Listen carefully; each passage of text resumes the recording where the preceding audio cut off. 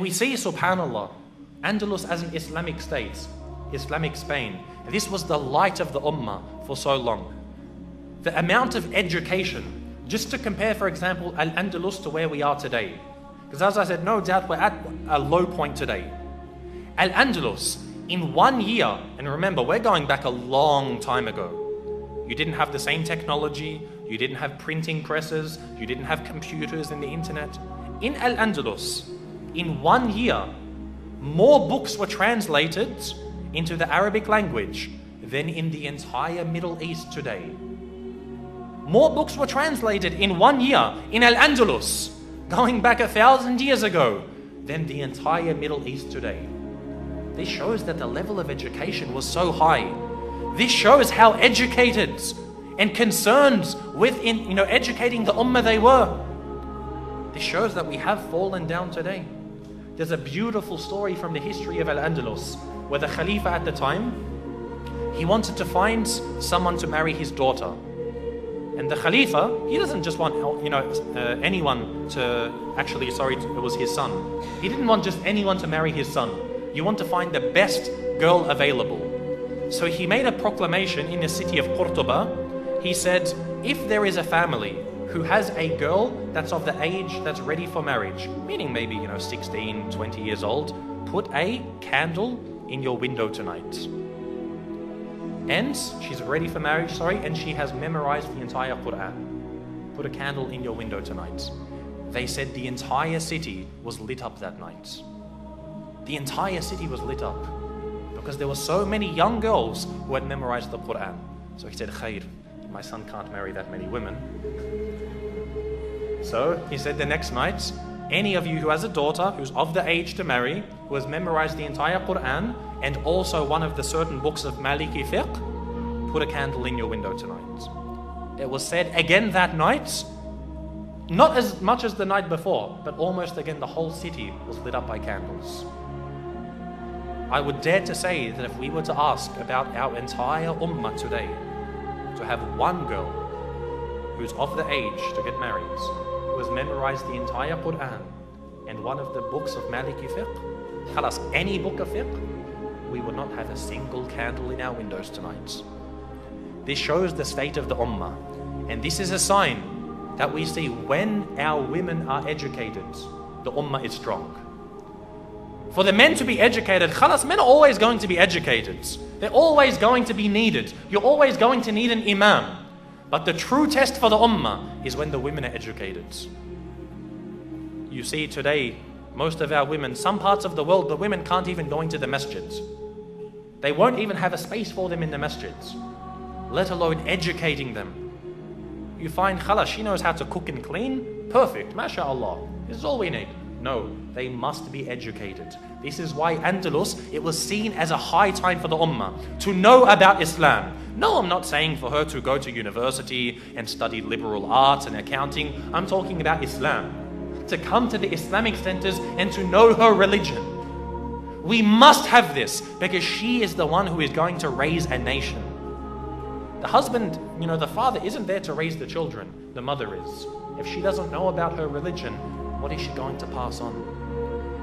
This shows how healthy we are. And the reality as an ummah today, we are very sick. The women know nothing about Islam and our men are very uneducated. So we have to turn this around. As I said, Andalus, more books were translated in 1 year than in the entire Middle East of today. You saw even the technology that they had. Up until today in Spain, they still continue to use the same pipes for their cities that was built by the Muslims 1,000 years back. They have aqueducts where they would take water from the mountains and bring them to the cities in Cordoba. They're still used today. Still used today. This is something amazing. And they say this is better than the pipes that we make today. This is how educated and intelligent the Muslims of Al-Andalus were. How to solve this for ourselves? And we can't just become like this overnight. But there has to be gradual steps for this. You go to much of the Middle East today and all they teach them is about how great their nation is and how great their leader is. I remember in Egypt, subhanallah, from the time of Mubarak, you would go in the streets and all you would see, Masr da'iman, Masr awwalan, Masr abadan. They'd say, Egypt before everything else, Egypt above everything else, and Egypt forever. Or Masr falqa al-jami', Egypt above all, Egypt above all, above Allah and His Messenger, above the Quran, above Islam. According to Mubarak, yes, this is what he wanted, this extreme nationalism. And they would say we would spend more time learning about how great our nation was than actually learning about mathematics and language and things that you actually need. This is why the nation became so backwards, because the priority of the nation was to indoctrinate them with nationalism. And this is when we become weak, when we don't know our religion, when the Quran teachers are put in prison, when the ulama are persecuted and oppressed. It's not going to be a surprise that the ummah is not going to be strong. So we have to begin with education. No doubt we have to educate ourselves. We have to look at that high point and say, how can I get there? No doubt there are many roads to it, but this is an indicator of where we are. You would find so many of the great ulama of al-Islam came from this land of al-Andalus. Ibn Hazm, rahimahullah, al-Qurtubi, rahimahullah. Ibn Hazm, rahimahullah, no doubt one of the greatest scholars of the ummah. A man who had said his intelligence, you wouldn't find anyone else in his time or the times after him that was comparable to him. And these were people who, many of them were actually converts. Many of them were converts who lived in the land of Al-Andalus. So this time was no doubt a great point of the ummah, that even the kuffar, if they wanted to learn, like today, if you want to get a great education, you say, I'll send my children to Harvard or Yale or one of these Kafir universities.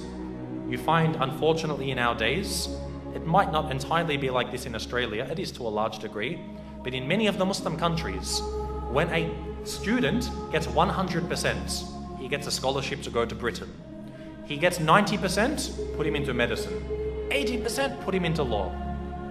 Keeps on going down. When he gets 10%, send him to the Islamic University. It's saddening, but I'm telling you, this is the reality. I remember when I was in Egypt, I'd had some classes with some of the students from Singapore in Al-Azhar. And I found, subhanAllah, a lot of these students who are studying in Al-Azhar, they've been there for 5 years. They're almost finished their diploma.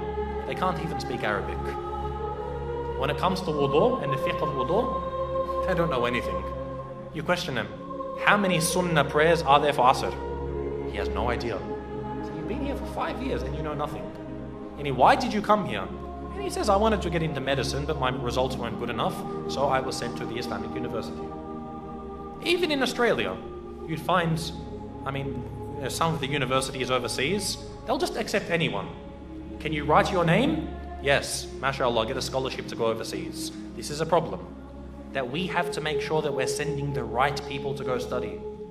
We don't just send anybody. When you see, mashallah, they excel, they get very good grades, they're the ones that we should be putting into the Islamic universities, so that we're getting the best of people with a proper understanding of the religion. So the legacy of Al-Andalus was immense. The amount of scholars that came from this land was unparalleled to many of the other lands. And the Muslims, when they began to, as we said, conquer Al-Andalus, they didn't just stop there. They didn't just stop at Spain. They conquered a large part of France.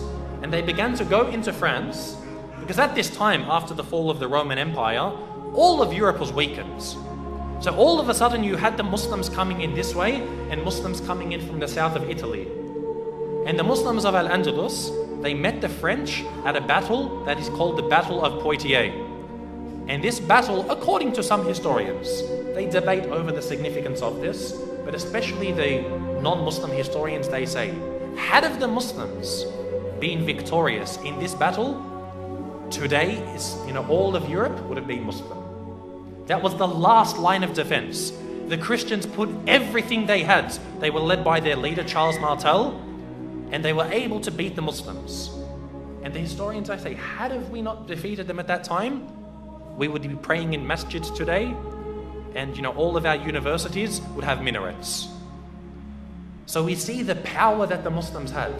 That qadr Allah allowed it to be so that they didn't continue into Europe, but Europe was in fear of the Muslims. They would fear, when are the Muslims going to come? When are the Muslims going to come? And this is how they must be. This is how they must be, in fear of Islam.